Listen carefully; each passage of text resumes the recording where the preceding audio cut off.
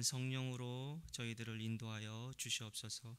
말씀 전할 때 또 말씀이 드려질 때 하나님 함께 하셔서 성령으로 인도되는 시간 되게 하여 주시옵소서.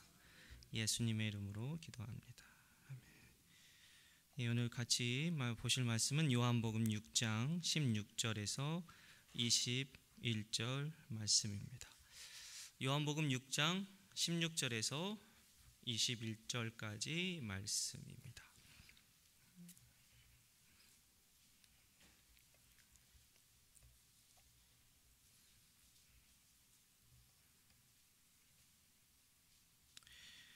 우리 한 절씩 교독하겠습니다. 저물매 제자들이 바다에 내려가서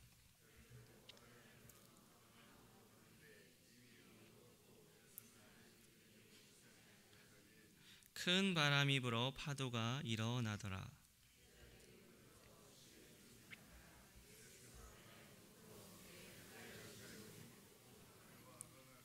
이르시되 내니 두려워하지 말라 하신대 이에 기뻐서 배로 영접하니 배는 곧 그들이 가려던 땅에 이르렀더라. 네, 아멘. 오늘 말씀은 마태복음 14장과 또 마가복음 16장에도 같이 기록되어 있는 말씀입니다. 이 세 복음서에 기록되어 있는 내용으로 잠시 오늘 읽었던 본문의 내용을 잠시 살펴보겠습니다. 오늘에 있었던 이 본문의 내용은 오병이어 기적 후에 바로 일어난 사건입니다. 오병이어를 가지고 예수님께서 5,000명을 먹이신 후 그 직후 있었던 사건입니다. 예수님께서는 이 오병이어를 먹이신 후에 수많은 사람들을 보내시고 그리고 또 제자들에게는 배를 타고 갈릴리 바다를 건너 요한복음에는 가버나움이라고 되어 있고 다른 데는 게네사렛이라고도 표현되어 있는 그곳으로 건너가라라고 말씀을 하십니다. 그래서 제자들은 예수님의 명령을 따라 배를 타고 갈릴리 바다를 건너가고 있고요. 그리고 예수님께서는 그 무리들을 다 보내시고 산에 올라가서 기도를 하고 계시고 있는 중입니다. 이렇게 배를 타고 가는 제자들에게 배를 타고 가는 한 중간 정도의 큰 바람과 파도를 만나게 되어 그 파도로 인해서 고난을 겪게 되던 중 예수님께서 바다 위로 걸어오셔서 그 풍랑을 다 잠재우시고 또 예수님이 같이 배에 오르셔서 목적지까지 도착했다. 이게 바로 오늘 읽은 본문의 말씀의 줄거리입니다. 오늘 저는 이 본문을 가지고 두 메시지를 크게 나누어 전해보려고 합니다. 첫 번째 메시지는 이 본문의 주 메시지, 이 본문이 우리들에게 전하려고 하는 1차적 주된 메시지를 잠시 전하려고 하고요.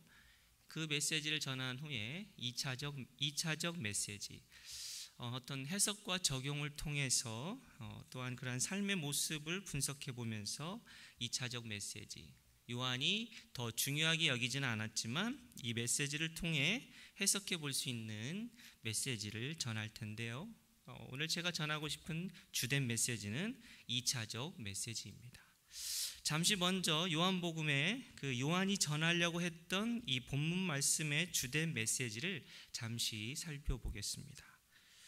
20절에 내니 두려워하지 말라, 이 말씀은 영어로 It is I, 그러니까 즉 출애굽기 3장 14절에 예수님께서 모세에게 당신이 누구이심을 나타냈던 그 말, 나는 스스로 있는 자다, 그 말과 같은 의미의 문장입니다. 그러니까 즉 예수님께서는 이 말씀을 통해서 바로 나는 스스로 있는 자다, 즉 나는 전능하신 하나님이다 라고 선포하셨던 사건입니다. 예수님 자신이 본인이 하나님이라는 것을 스스로 계시한 사건이죠.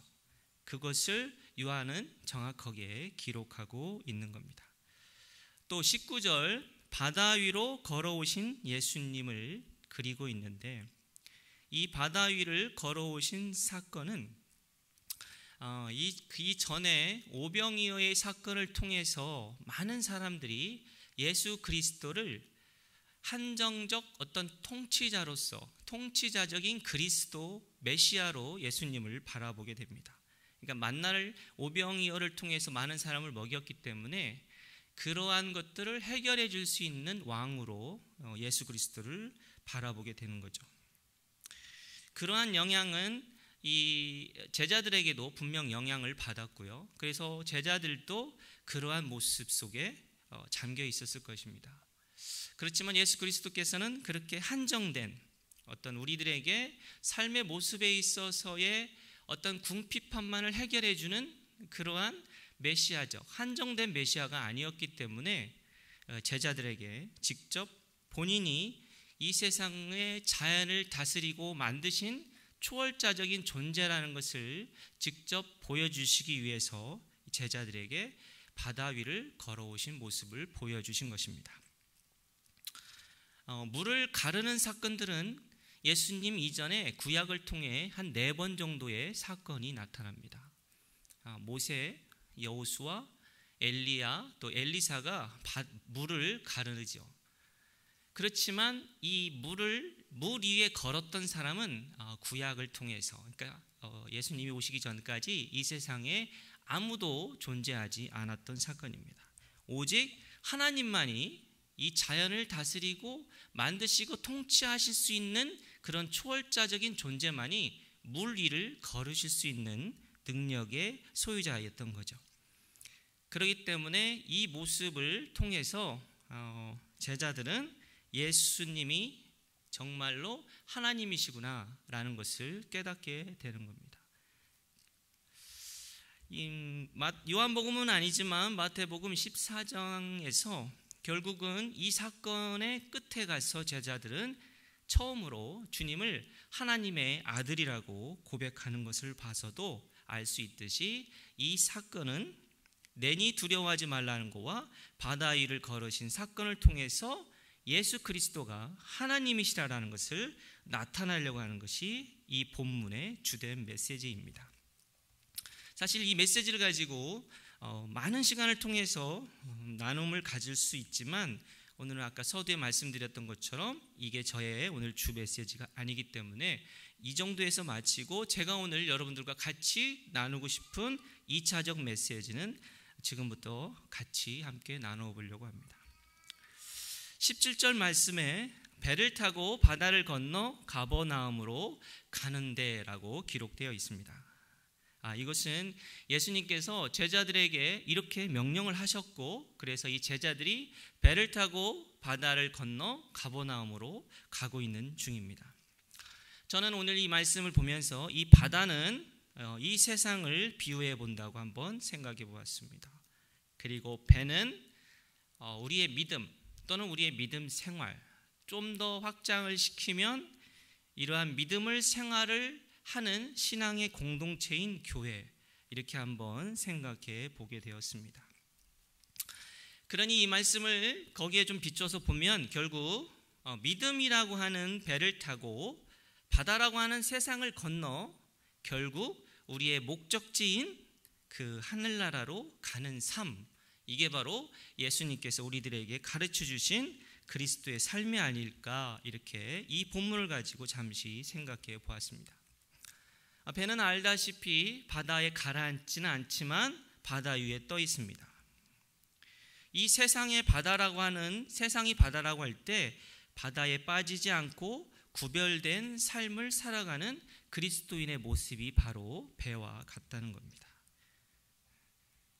우리가 향해 중에 이 믿음이라고 하는 배를 버리고 만약에 바다에 뛰어든다면 우리는 바다인 이 세상에 결국 죽게 되겠죠.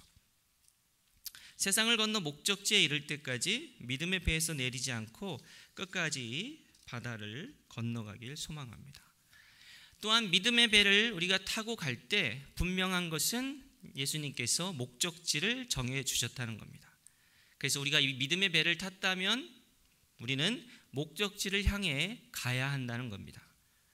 그저 정박해 있어서 배에 그냥 떠 있는, 나가지 않는 배가 아니라, 또는 나가긴 했지만 갈 바를 몰라 이리저리 표류하는 배가 아니라 예수님께서 주신 그 사명의 목적지를 향해 똑바로 나가는 그러한 믿음의 배가 되어야 한다는 겁니다.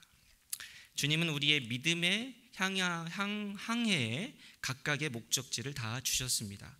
그 목적지를 위해 오늘도 믿음을 지키며 최선을 다하는 성도님들이 되길 소망합니다. 계속해서 17절과 18절에 예수는 아직 그들에게 오시지 아니하셨더니 큰 바람이 불어 파도가 일어나더라, 이렇게 기록되어 있습니다. 예수님께 제자들은 분명 주님의 말씀에 순종하여 배를 타고 갔지만 그들에게 풍랑이 닥쳤다는 겁니다.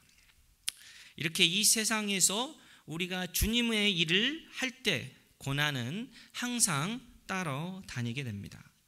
이 세상에 권세 잡은 사단이 주님의 일을 하고 있는데 가만히 있다면 또한 이것처럼 아이러니가 아닐 수 없는 거죠. 영적 전투를 하고 있는 이 세상에서 우리의 적인 사단이 자신이 싫어하는 일을 하고 있는데 가만히 있는다는 것도 참으로 어리석은 일일 것입니다. 큰 바람이 불어 파도가 일어나듯이 이 세상을 살아가는 동안 고난은 항상 우리의 믿음의 배를 파손시키려고 수시로 불어 닥칠 것입니다. 이러한 고난의 파도가 없기를 기대하지 말고 어떠한 세상의 파도에도 이길 수 있는 믿음의 배를 만드시기를 또한 소망합니다. 그런데 이러한 고난 중에서 방금 읽었던 17절과 18절의 말씀처럼 이러한 고난 중에 더욱 우리들의 마음을 힘들게 하는 것은 예수님이 계시지 않았다는 사실입니다. 제자들이 큰 바람과 파도와 싸우고 있을 때 예수님은 계시지 않았다는 거죠. 정확히 표현하면 계시지 않은 것이 아니라 그렇게 계시지 않은 것처럼 우리가 사실은 느끼는 것이지만 어찌 되었던 제자들이 고난을 당하고 있을 때 즉시 예수님께서는 오시지 않았다는 것입니다. 이러한 모습은 우리 삶에도 비슷하게 적용되는 것 같습니다. 이러한 상황들이 우리의 삶에서도 실제적으로 나타납니다. 주님의 일을 하면서 거친 바람과 파도로 인해 고난 중에 있는 성도들도 분명 있으리라 생각합니다. 지속되는 고난에서 주님을 찾아도 주님이 대답이 없어 힘들어하고 있는 분들이 계신다는 것도 알고 있습니다. 그러나 그러한 분들께 이 말씀이 위로가 되었으면 좋겠습니다. 실망하지 않았으면 좋겠습니다. 그것은 주님이 환난 중에 우리를 만나시는 방법 중에 하나이기 때문입니다. 소망을 놓지 말고 주님이 함께 하실 날을 기다리시길 바랍니다. 반드시 주님은 고난 속에 있는 우리의 삶에 나타나시어 고난을 잠재우실 것입니다. 하지만 이러한 상황으로 우리가 지쳐가고 있을 때 주의해야 할 것이 하나 있습니다. 그것은 고난을 주는 환난에 너무 매달려서는 안 된다는 것입니다. 환난을 없애달라며 문제에 너무 집착하지 말라는 것입니다. 오히려 우리의 기도의 모습은 사명에 더 집중해야 한다는 겁니다. 문제를 바라볼 때 바다에 빠졌던 베드로의 사건처럼 우리는 문제를 바라보는 것이 아니라 사명을 붙잡아야 합니다. 그 사명을 위해 기도하는 것입니다. 사명 달성을 위해 내 삶이 더 노력해 가는 것입니다. 환난에 붙잡혀 울고불고 마음 상하고 불평하기보다는 주님을 신뢰하며 반드시 함께 하실 주님의 그 신실하심을 의지하며 목적지로 우리는 나가야 될 것입니다. 환난과 고난은 사실 환난과 고난을 없애는 것은 우리의 손에 달린 것이 아닙니다. 그것은 주님이 하실 일입니다. 주님의 손에 달린 것입니다. 문제보다는 우리에게 주신 사명을 위해 더 기도하며 주님을 기다리며 고난을 이겨내는 믿음의 성도님들이 다 되길 또한 소원합니다. 계속해서 19절, 제자들이 노를 저어 10여리쯤 가다가 예수께서 바다 위로 걸어오심을 보고 라는 말씀을 더욱 살펴볼까 합니다. 제자들은 풍랑 속에서 계속 노를 저어 10여리쯤 가다가 예수님을 만났다고 합니다. 그들은 풍랑 속에 가만히 있지 않았다는 거죠. 심리는 약 4km 정도 되는데 그 4km를 거친 파도와 싸우며 노를 계속 저었다는 것입니다. 고난 속에서 주님을 만날 때까지 계속 힘겹게 노를 저었다는 것입니다. 우리의 그리스도의 삶은 날마다 행복한 삶이 아닙니다. 오히려 그 반대입니다. 주님의 사명을 감당하기 위해서는 세상이라는 바다에서 몰아치는 거센 파도와 날마다 싸우는 삶이 그리스도의 삶입니다. 힘겨울인 만큼 세상의 파도와 싸우며 노를 저어야 하는 것이 그리스도의 제자의 삶이라는 것입니다.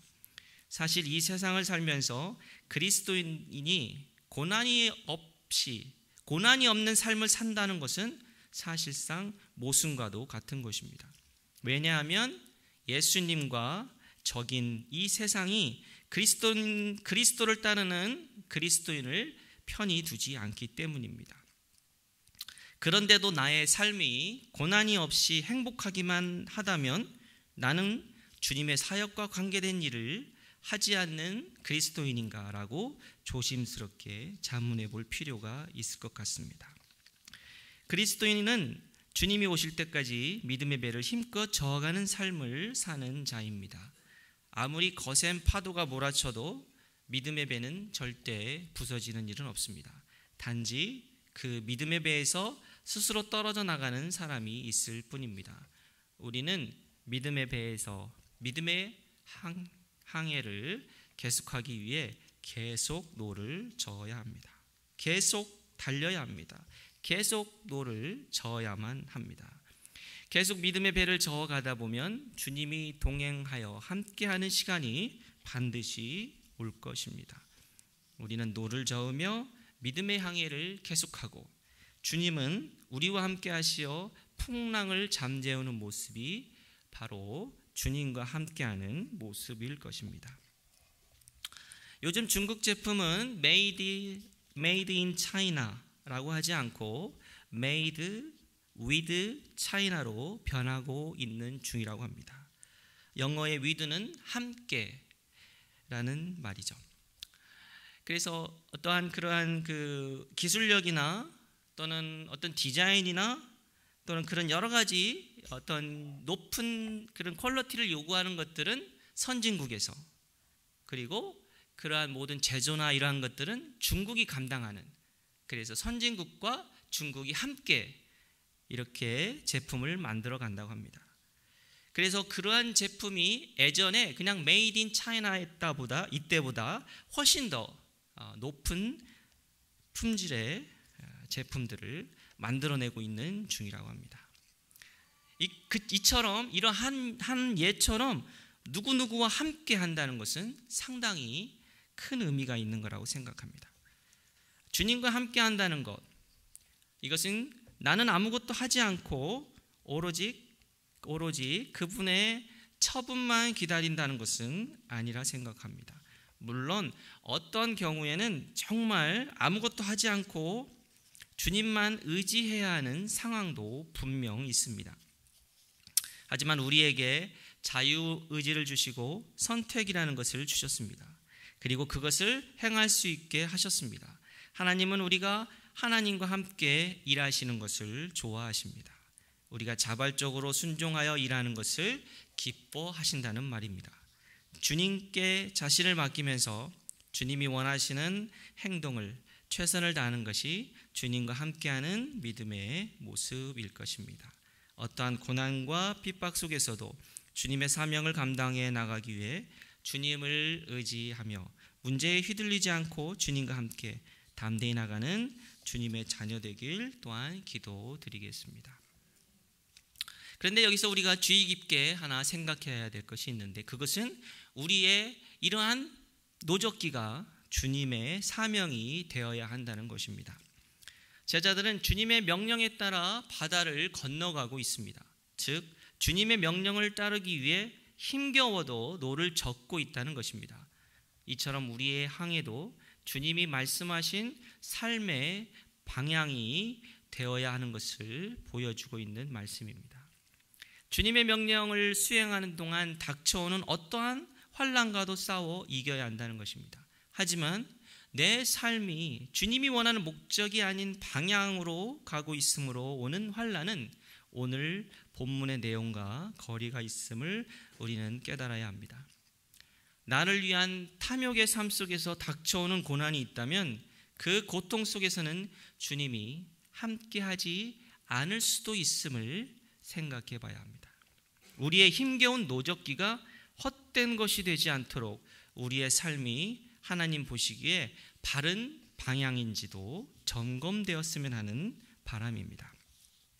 20절 이르시되 내니 두려워하지 말라. 이제 주님은 제자들에게 찾아오십니다.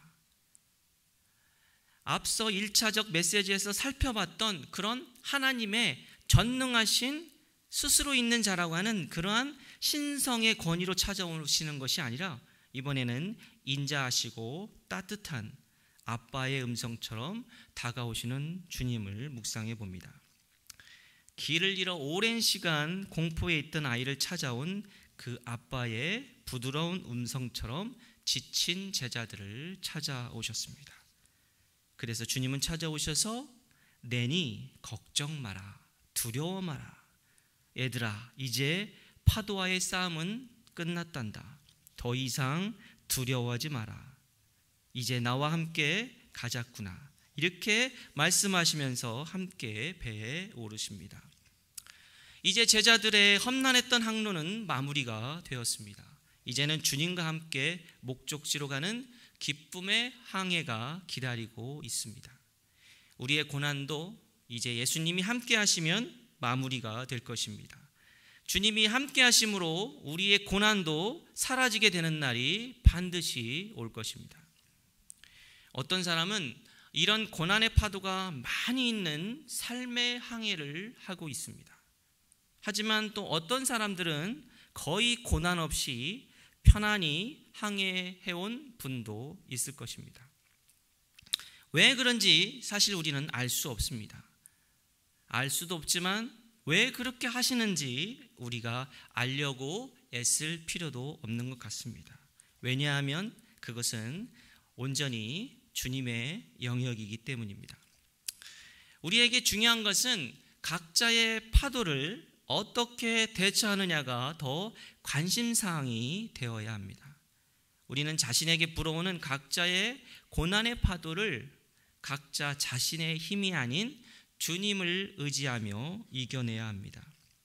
내 힘으로 이겨내려 한다면 주님을 만날 수 없을 것입니다. 주님을 만날 때 고난은 드디어 의미 있는 사건으로 변화되기 시작합니다. 우리는 주님을 만나면 만날수록 영적 성장을 합니다. 주님을 만날수록 우리는 성결해집니다. 주님을 만날수록 우리는 주님의 진정한 자녀가 되어갑니다. 내가 고난으로 인해 주님을 많이 만났다면 그 고난은 축복인 것입니다. 하나님을 만나고 그분과 관계를 유지하는 것보다 더 행복한 것이 무엇이겠습니까? 고난을 통해 주님을 만날 수 있다면 그 고난도 우리에게는 기쁨이 되는 것입니다. 주님과 함께 할 수 있음이 그 어느 것보다 소중하고 행복하기에 고난이 귀하기까지 할 것입니다. 우리는 천국에 가고 싶어 합니다. 우리의 종착점은 또한 천국입니다. 그런데 천국이 그저 황금길이기에 가고 싶은 분이 있다면 방금 전에 했던 이러한 비밀은 이해되지 못할 것입니다. 우리가 천국에 가고 싶은 이유는 지금보다 잘 사는 곳이기에 소망을 품는 것이 아니라 하나님과 온전한 관계 속에서 그분을 완전히 만나 함께 살기를 소망하기에 가고 싶은 것이 되어야 할 것입니다. 그러기에 그리스도인은 주님과 함께 한다면 그 어떤 고난도 기뻐하는 것입니다. 그래서 주님의 일을 하다가 겪게 되는 핍박은 기쁨을 넘어 자랑이 되며 상급이 되는 것이죠. 죽음이라는 고난 속에서도 기뻐할 수 있었던 스데반은 주님과 함께하고 있었기에 가능했을 것입니다. 만약 지금 고난 중에 계신 성도님이 계신다면 오히려 기뻐하십시오. 용기를 내고 두려워하지 말고 주님을 기다리십시오. 반드시 주님은 찾아오셔서 여러분과 함께 하실 것입니다. 그러나 잊지 말아야 할 것이 있는데 그것은 바로 계속 노를 저어야 한다는 것입니다. 그것도 주님이 원하시는 방향으로 노를 저어야 합니다. 주님이 원하지 않는 내 방식으로 노를 저어가면 안 됩니다. 한 달란트를 받은 자의 예는 우리가 어떻게 기다려야 하는지를 잘 보여주고 있습니다. 한 달란트 받은 그 악한 종은 주인이 다시 오기까지 철저히 기다렸습니다. 하지만 그는 주인이 전혀 원하지 않는 모습으로 기다렸을 뿐입니다. 여러분들도 잘 알다시피 결국 그는 징계만 받았을 뿐입니다. 말씀을 정리합니다. 우리가 세상이라는 바다를 건너갈 때 거친 풍랑은 우리를 향해 언제나 달려옵니다. 하지만 우리는 믿음이라는 배에 올라타 그 거친 바람과 파도를 헤쳐나가야 합니다. 믿음을 지키며 주님이 명하시는 사명의 목적지를 향해 계속 힘겨운 노를 저어 나가야 합니다. 분명 반드시 주님은 우리의 믿음의 배에 찾아오셔서 풍랑을 잠재우시고 우리와 동행하여 우리의 사명을 감당하도록 함께 하시며 도와주실 것입니다. 사랑하는 성도 여러분, 고난과 환난이 있어도 포기하지 마십시오. 두려워하지 마십시오. 주님과 함께하면 그 어떤 고난과 핍박도 반드시 이겨낼 수 있습니다. 오직 주님만 의지하며 믿음의 항해를 계속하시어서 사명 감당하고 목적지에 도달하는 귀한 성도님들이 다 되시길 소망합니다.